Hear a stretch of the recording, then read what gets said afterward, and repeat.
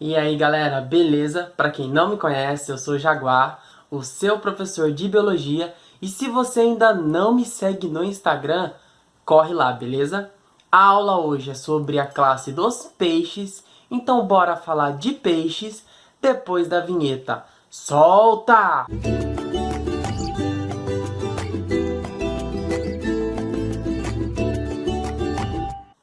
Nós estamos estudando o filo dos cordados.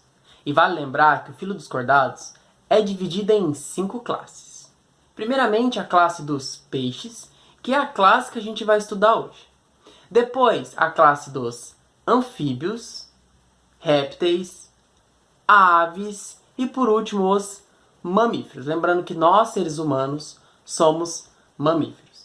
Então, nós vamos ter aulas referentes a cada classe.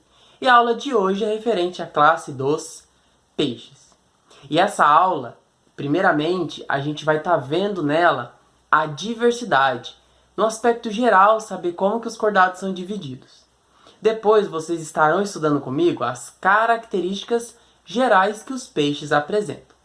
Depois, vamos ver os sistemas, entender como esses animais fazem alguns processos vitais, como, por exemplo, excreção, respiração e outros processos que vocês vão estar vendo comigo. E por último, vamos olhar em um aspecto geral a reprodução dos peixes. Vamos começar falando da diversidade. E a diversidade dos peixes é dividida em 2 grandes grupos, os condrictes e os osteíctes. Vamos começar então falando dos condrictes. Representantes dos condrictes são os tubarões e também as raias. Os condrictes, eles é um grupo formado por indivíduos que apresentam o seu esqueleto, que está dentro do corpo, formado de cartilagem. Então, os condrictes são os peixes que apresentam um esqueleto cartilaginoso. Beleza? Os condrictes, eles apresentam os placoides. E o que é os placoides? Os placoides são as escamas dos condrictes. Então imagina uma escama de um tubarão. As escamas de um tubarão os placoides, então, dos condrictes, são homólogos aos dentes dos seres humanos. O que é uma estrutura homóloga? Vocês vão estudar tanto na embriologia quanto na evolução estruturas homólogas, que são estruturas que têm a mesma origem embrionária, mas pode apresentar funções diferentes. Então, quando você pega um placoide, que é uma escama de um tubarão, por exemplo, e um dente de um ser humano, essas 2 estruturas vieram de um mesmo lugar no embrião, mesma origem embrionária, mas apresentam funções diferentes, distintas entre si. Você há de concordar comigo que um dente de um ser humano tem uma função bem diferente do que uma escama, do que uma placoide de um tubarão, concorda? Então, só para guardar aí, para você fazer uma anotação interessante, é que as placoides, elas têm origem dérmica, epidérmica. Dérmica, epidérmica. E é homóloga aos dentes dos seres humanos.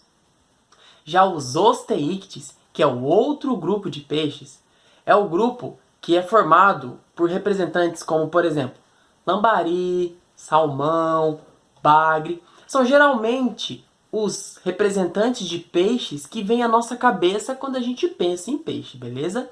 Então esses são os osteíctes.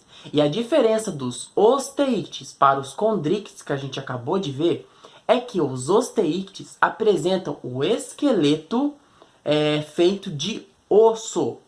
Condrictes, o esqueleto é feito de cartilagem. Pensa em C. Condricte começa com C, cartilagem começa com C, beleza? Já os osteíctes, pense em O. Os osteíctes têm o esqueleto formado a partir de ossos, beleza?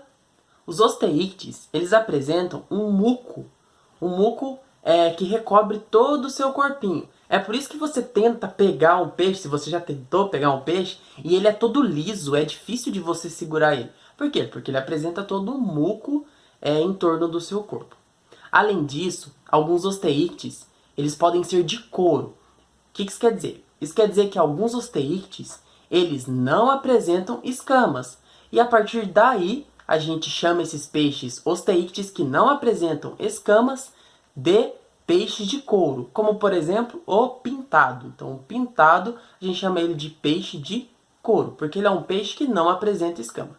Mas a maioria dos peixes, aqueles peixes que a gente aprende a desenhar quando a gente é criança, são peixes que apresentam escamas. Então esses são os osteites. Estou soltando o quadro com as informações que eu passei sobre diversidade para vocês estarem copiando e tirando print dessas informações, tá? Falando de características gerais, a primeira característica geral é óbvia para todo mundo, que é a seguinte: os peixes são indivíduos exclusivamente aquáticos, podendo viver em águas salgadas, como mares e oceanos, e também em águas doces, né, em águas continentais, como por exemplo rios, lagos e até mesmo lagoas. Uma outra característica muito importante desses animais é a importância econômica, por existir inúmeras indústrias, né, alimentícias que trabalham com a alimentação baseada em peixes tiradas tanto de água doce quanto água salgada. Então aí tem todo o mercado atrás dessa classe de animais que é o peixe. Vários pescadores, ribeirinhos, que ganham a vida a partir da pesca desses animais. Além disso, os peixes apresentam também uma importância ecológica. Por quê? Porque os peixes são animais muito diversos e eles podem ocupar inúmeros níveis tróficos ao longo de uma cadeia alimentar. Então, quando você olha uma cadeia alimentar, o peixe ele pode estar dentro dessa cadeia ocupando diferentes níveis tróficos. Lembrando lá na ecologia que nível trófico é o nível de energia que um indivíduo ocupa dentro de uma cadeia alimentar. Uma das características mais intrigantes dos peixes é a capacidade de nado, de nadar. Se for para explicar de maneira simples o nado, ocorre da seguinte forma. Lá na cauda, na nadadeira caudal, ocorre um batimento dessa região, né? Então a cauda bate. E esses indivíduos, eles apresentam nadadeiras ao longo do corpo, e essas nadadeiras, elas servem para o indivíduo poder fazer manobras na água e também para que esses indivíduos possam ter um equilíbrio dentro da água. Então, é basicamente devido às nadadeiras e, além disso, ao seu corpo hidrodinâmico. Você já parou para pensar que os peixes, eles apresentam, quase todos os peixes apresentam uma mesma forma ou um padrão de corpo, que eles parecem um míssil? Já pararam para pensar nisso? Por quê? Porque se esses animais fossem, sei lá, quadrado, imagina só um quadrado se locomovendo na água.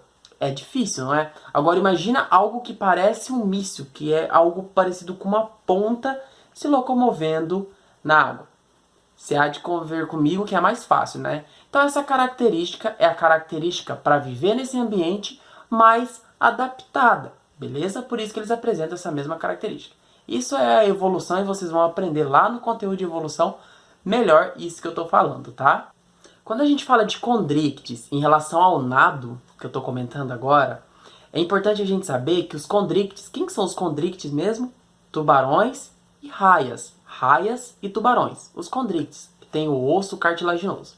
Se os condríctes pararem de nadar, eles afundam. Por isso que sempre você vai ver um tubarãozinho nadando, uma raia nadando. Porque se para de nadar, eles afundam. Esses animais apresentam uma característica muito interessante que evoluiu ao longo de milhões de anos com eles, que é a seguinte: no seu fígado existe uma enorme quantidade de gordura, de óleo. E a gente sabe que a gordura, que o óleo, é muito mais leve do que a água. A água é mais densa do que a gordura. Então a gordura ela tende a ficar por cima por ser mais leve. Como o fígado dos condríctes é muito rico em gordura, tem bastante óleo, esses animais eles ficam mais leves do que eles seriam se não apresentasse essa alta quantidade de óleo no seu fígado.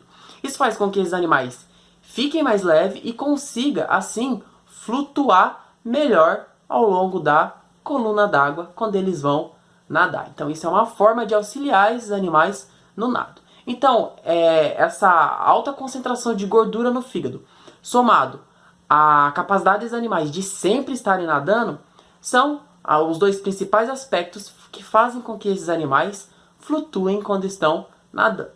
Beleza? E os osteíctes, hein? Os osteíctes, eles, para poder nadar, flutuar ou afundar na água, eles apresentam uma estrutura chamada bexiga natatória. Bexiga natatória. E isso os vestibulares, as provas em geral, amam cobrar. E o que é essa bexiga natatória que os osteíctes apresentam? Essa bexiga natatória é uma vesícula que tem a capacidade de ficar cheia de gás, então ela infla, ou murcha quando sai gás dela, beleza? Então, quando essa bexiga natatória ela se enche de gás, o peixe ele fica mais leve e consegue flutuar mais na coluna d'água, beleza? Fica mais leve e sobe na coluna d'água, tá? Já quando essa bexiga natatória ela fica mais murcha, sai gás de dentro dela, esses peixes eles acabam afundando mais na coluna d'água, tá? E os peixes eles têm todo um sistema, uma maquinaria interna no seu corpo que tem a capacidade de colocar gás dentro dessas bexigas ou retirar gás dessas bexigas. Bexigas natatórias nos osteíctes. Guardou?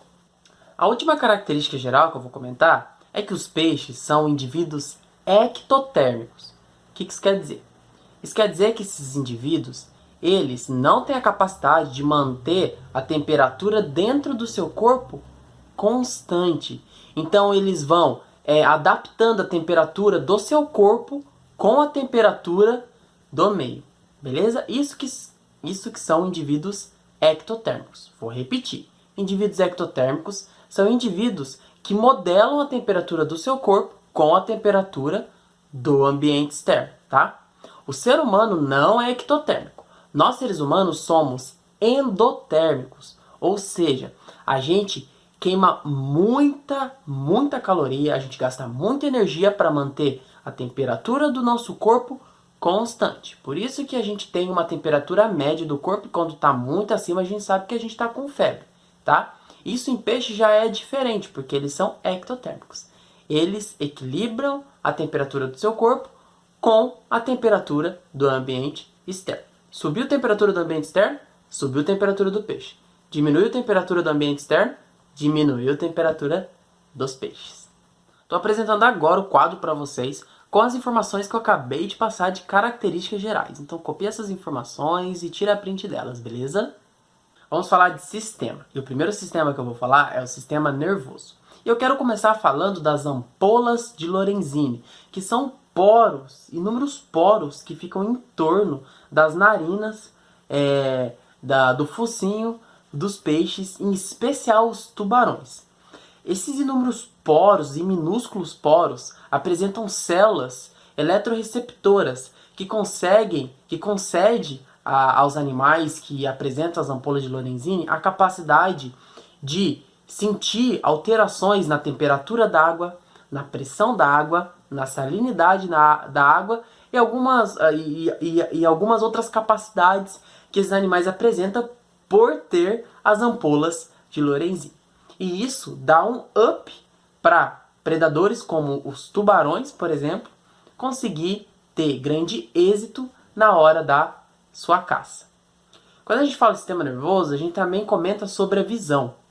E a visão nos peixes não é um sentido muito desenvolvido. Ele existe, mas ele não é muito desenvolvido. E lembrando que os peixes, galera, não possuem pálpebras, tá? Não possuem pálpebras, beleza? Já que a gente está falando de sentido, vamos falar do olfato. E o olfato nos peixes é bem desenvolvido, galera, tá? Um tubarão, por exemplo, ele consegue sentir o cheiro de uma gota de sangue a quilômetros, beleza? Peixes apresentam um olfato muito bem desenvolvido. Além disso, os peixes apresentam a linha lateral, que é uma linha que fica na lateral do seu corpinho, tá? E graças a essa linha lateral, os peixes eles apresentam a capacidade de sentir vibrações na água. Então, se ocorre uma perturbação na água a quilômetros, o peixe vai saber que existiu ali aquela perturbação, porque vai ocorrer vibrações na água e esses animais vão conseguir captar essas vibrações pela linha lateral, beleza? Tô soltando o quadro para vocês com as informações que eu acabei de passar sobre o sistema nervoso desses animais, beleza? Então anota aí essas informações, tira print delas, tá bom? Falando de sistema digestório, o sistema digestório dos peixes é do tipo completo. Então eles apresentam boca e apresentam ânus. Só que olha só, ânus, a gente fala de ânus para peixe quando a gente vai falar de osteíctes. Quem que é os osteíctes mesmo? São os peixes que apresentam ossos, beleza? O esqueleto formado por ossos. Quando a gente fala dos condrictes, tubarão e raias, que apresentam o seu esqueleto formado de cartilagem, um esqueleto cartilaginoso, eles não apresentam o ânus, e sim a cloaca. O que é a cloaca? A cloaca é uma abertura que nela desemboca alguns sistemas, como por exemplo, o sistema urinário e também o sistema reprodutor, beleza? Então, quando a gente vai estudar reprodução daqui a pouco, e aí eu vou falar um pouquinho mais sobre a cloaca na reprodução de tubarões, beleza? Então, recapitulando. Falou de osteícte, a gente fala de ânus. Falou de condrictes, a gente fala de cloaca, tá? E a respiração, hein? Como que os peixes fazem para pegar oxigênio? Porque os peixes, eles têm a capacidade de pegar oxigênio da água. Coisa que nós, seres humanos, não conseguimos. Nós não temos essa capacidade. Os peixes conseguem pegar oxigênio da água. Como que eles fazem isso? Eles nadam com a boca aberta. E aí, quando eles nadam com a boca aberta, a água ela vai entrando na boca e vai saindo pelas fendas branquiais. As fendas branquiais ficam na lateralzinha, tá?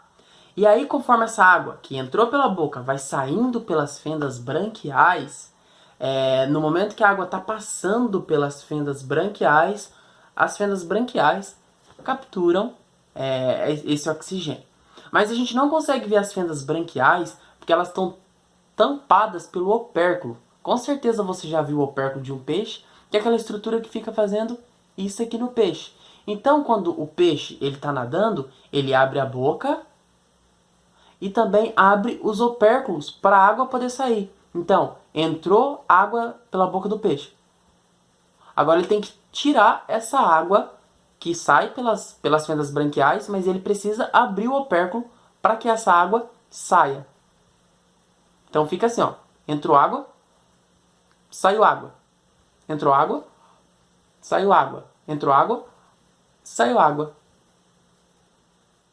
E é desse jeito que os peixes fazem para conseguir o seu oxigênio. Através das suas brânquias, das suas fendas branquiais, beleza? Estou mostrando o quadro para vocês com as informações do sistema digestório e do sistema respiratório que eu acabei de apresentar para vocês, tá? Então anota essas informações. Sistema circulatório. Como que é a circulação nos peixes? Lembrando que circulação é a forma com que os seres vivos faz com que circule no corpo nutrientes e também gases importantes para a vida. E como que isso acontece nos peixes?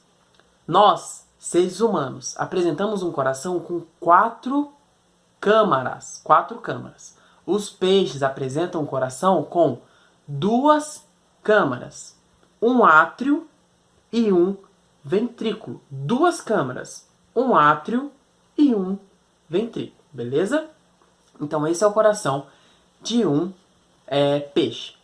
E olha só. Esse coração, dentro desse coração, só vai circular sangue sem oxigênio, sangue desoxigenado. Então, vou repetir. No coração dos peixes só vai circular sangue desoxigenado. Quando esse coração bater esse sangue, né, bombear esse sangue vai sem oxigênio para as brânquias. E nas brânquias, o que está acontecendo nas brânquias, galera? Nas brânquias está passando água pelo sistema que eu expliquei agora há pouco para vocês. E aí, essa água está cheia de oxigênio. E as brânquias vão capturar esse oxigênio e vai dar esse oxigênio para o sangue que acabou de vir porque o coração bombeou ele. A partir do momento agora que esse sangue que veio do coração desoxigenado passar pelas brânquias, ele vai ficar oxigenado, cheio de sangue. E a partir daí, esse sangue vai para todo o corpo do peixe, distribuir esse oxigênio para as células desses animais, para essas células gerarem energia para esse animal poder sobreviver, nadar, se reproduzir, enfim. Quando esse sangue passar pelo corpo e ficar pobre em oxigênio, esse sangue vai voltar para o coração vai bombear esse sangue desoxigenado, esse sangue desoxigenado vai passar pelas brânquias, vai ficar oxigenado, cheio de oxigênio, vai para o corpo, distribuir oxigênio para o corpo, depois volta para o coração, e assim é o sistema circulatório dos peixes. As células dos peixes, elas vão trabalhar bastante e vão ter metabolismo, que é o conjunto de reações químicas que o organismo apresenta, né? As células dos peixes, assim como as nossas, ali no seu metabolismo, vai metabolizar também proteínas, beleza? E gera-se resíduos, né, dessas reações químicas com as proteínas. Resíduos esses que têm que ser eliminados, mandado para fora do corpo porque são tóxicos. São as excretas nitrogenadas, beleza? As excretas nitrogenadas dos condrictes, que é tubarão e raia, é a ureia, galera, que é a mesma que nós, seres humanos, excretamos. Então, a excreta nitrogenada de um tubarão e de uma raia é a mesma do ser humano, é a ureia. Já a excreta nitrogenada dos osteíctes é a amônia, beleza, galera? Então, osteícte excreta amônia, já condricte excreta ureia, beleza? Tô soltando o quadro agora para vocês com as informações que eu acabei de passar sobre o sistema circulatório e sobre o sistema excretor. Então tira print, anota essas informações aí, beleza? Vamos falar agora do último assunto de peixes, que é a reprodução. Eu vou começar falando dos osteíctes. E a maioria dos osteíctes apresenta dimorfismo sexual. O que é isso mesmo? Dimorfismo sexual é quando o macho ele é aparentemente, morfologicamente, diferente da fêmea. Então, fisicamente, você olha e você sabe que o macho é diferente da fêmea, que a fêmea é diferente do macho. Quando isso acontece, a gente dá o nome de dimorfismo sexual. A maioria apresenta uma fecundação externa. O que é isso? Isso quer dizer que o macho libera os espermatozoides na água e a fêmea libera os seus óvulos na água. E aí o espermatozoide, como está na água, ele consegue chegar até os óvulos liberados pela fêmea na água também e fecunda o espermatozoide, então fecunda o óvulo fora do corpo da fêmea. Como ocorre essa fecundação do espermatozoide com o óvulo fora do corpo da fêmea, a gente chama de fecundação externa. E o desenvolvimento desses animais, dos peixes, pode ser tanto direto quanto indireto, beleza? E lembrando, quando o desenvolvimento é direto, isso quer dizer que o peixinho ele nasce já com a cara do peixe adulto, ele só precisa crescer. Isso é um desenvolvimento direto. E alguns peixes apresentam esse tipo de desenvolvimento. Já o desenvolvimento indireto, que também ocorre nos osteíctes, nos peixes, é um desenvolvimento que apresenta uma fase larval, tá? Então o osteícte pode ter aí tanto desenvolvimento direto quanto desenvolvimento indireto com fase larval, beleza? Os osteíctes também podem ser ovíparos ou ovovivíparos. Ovíparos ou ovovivíparos. O que isso quer dizer? Imagina um peixe e esse peixe libera os seus ovos no ambiente, tá? Uma fêmea libera esses ovos no ambiente. Agora imagina que dentro desse ovinho ou desses vários ovinhos tem ali, vai ocorrer dentro dele o desenvolvimento embrionário, fora do corpo da mãe, tá? E esse embrião, ele vai se nutrir de todo o tecido nutritivo que tem ali dentro desse ovo, e aí vai eclodir esse ovo e vai sair um peixinho, beleza? Os animais que têm essa característica que eu acabei de narrar para vocês são os animais, são espécies ovíparas, ou seja, espécies que lançam ovos no ambiente e o desenvolvimento embrionário ocorre dentro do ovo. Quer um exemplo mais próximo de você? Uma galinha. Uma galinha, ela é ovípara. Por quê? Porque ela lança para fora o seu ovo e ali fora do corpo da fêmea vai ocorrer o desenvolvimento embrionário até surgir o pintinho e quebrar a casca do ovo. beleza? Isso são animais ovíparos, e alguns osteíctes são ovíparos. Além de ovíparos, alguns osteíctes podem ser ovovivíparos. E o que isso quer dizer? Indivíduos ovovivíparos são indivíduos que têm o embrião no ovo e guarda dentro de si, a fêmea guarda. E o desenvolvimento embrionário vai ocorrer dentro do ovo, só que esse ovo vai estar agora dentro da mãe. Quando esse ovo eclodir dentro da mãe, depois que ocorreu o desenvolvimento embrionário, a mãe, a fêmea, vai liberar no ambiente os seus filhos, beleza? Os seus peixinhos, tá? Podendo ser larva também, né? Porque alguns apresentam desenvolvimento indireto. Então, essa é a diferença dos ovíparos e dos ovovivíparos, beleza? Agora vamos falar dos condrictes. E para começar falando dos condrictes, que são aqueles peixes que apresentam o seu esqueleto interno formado de cartilagem, um esqueleto cartilaginoso, raias, tubarões principalmente, esses dois indivíduos, eles apresentam dimorfismo sexual. Isso quer dizer que fisicamente, isso quer dizer que morfologicamente, o macho é diferente da fêmea, beleza? A fecundação nos condrictes é do tipo interno. Isso quer dizer que o espermatozoide vai fecundar os óvulos na fêmea dentro do corpo da fêmea. Como que isso ocorre? Imagina um tubarão, por exemplo. Os condrictes, como um tubarão, apresenta uma estrutura chamada clasper. E esse clasper vai penetrar a fêmea e vai lançar dentro da fêmea os espermatozoides. E esses espermatozoides do macho vai fecundar os óvulos da fêmea dentro do corpo da fêmea, o que configura esses animais, os condrictes, tendo uma fecundação interna. Mas onde que esse macho penetra esse clasper? Ele penetra na cloaca da fêmea, galera. Lembra que eu falei anteriormente no vídeo que a cloaca ela é uma abertura que nela desemboca alguns sistemas? Como ali desemboca o sistema reprodutor, então o macho ele penetra o clasper na fêmea, na cloaca da fêmea, e libera ali na cloaca o espermatozoide, que vai ganhar ali o sistema reprodutor feminino de um tubarão, por exemplo, de um tubarão fêmea. Condrictes, fecundação interna. Alguns condrictes são ovíparos. O que é ovíparos? A fêmea libera o ovo no ambiente e o desenvolvimento embrionário vai ocorrer dentro desse ovo, fora do corpo da fêmea, ovíparo. Alguns condrictes são ovovivíparos. Ovovivíparos, o que isso quer dizer? Isso quer dizer que o desenvolvimento embrionário vai ocorrer dentro do ovo, só que esse ovo vai estar agora dentro da fêmea, tá? Ovovivíparo, o ovo dentro da fêmea, e o desenvolvimento embrionário vai ocorrer dentro desse ovo, dentro da fêmea.